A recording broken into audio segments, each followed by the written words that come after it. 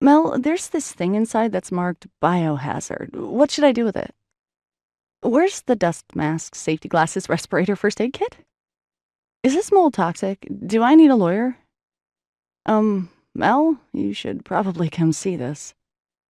Running a renovation project involves answering a lot of questions, and since I renovate houses for a living, I'm accustomed to fielding rapid-fire inquiries about building details, design issues, and bureaucratic snafus. Usually, though, I work with professionals who know which end of a miter saw is up. Today's project, I now realized, was as much about wrangling a horde of well-meaning volunteers as it was about home repair.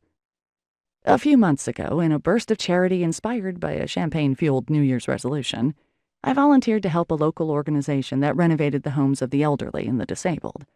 It is a wonderful cause, and seemingly tailor-made for me, Mel Turner, the general director of Turner Construction. I figured I would show up a few weekends a year, tools in hand, go where I was pointed, and do as I was told.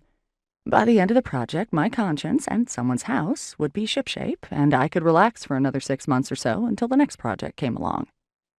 As with so many of my life plans, it didn't exactly work out as I'd anticipated.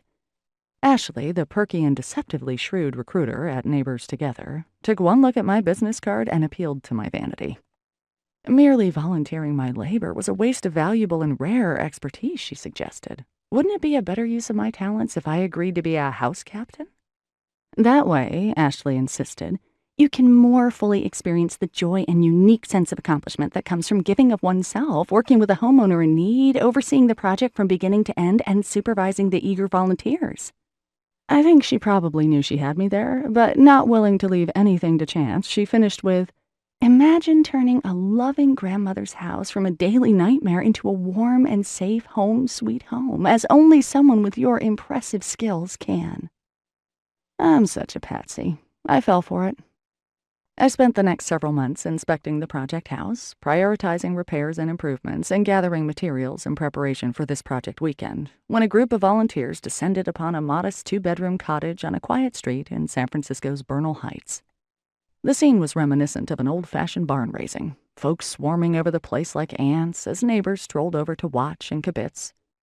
The untrained volunteers would accomplish an astonishing transformation in one short weekend, because even though most had never held so much as a paintbrush, many pairs of hands could be turned to good effect when directed by a house captain who knew her business.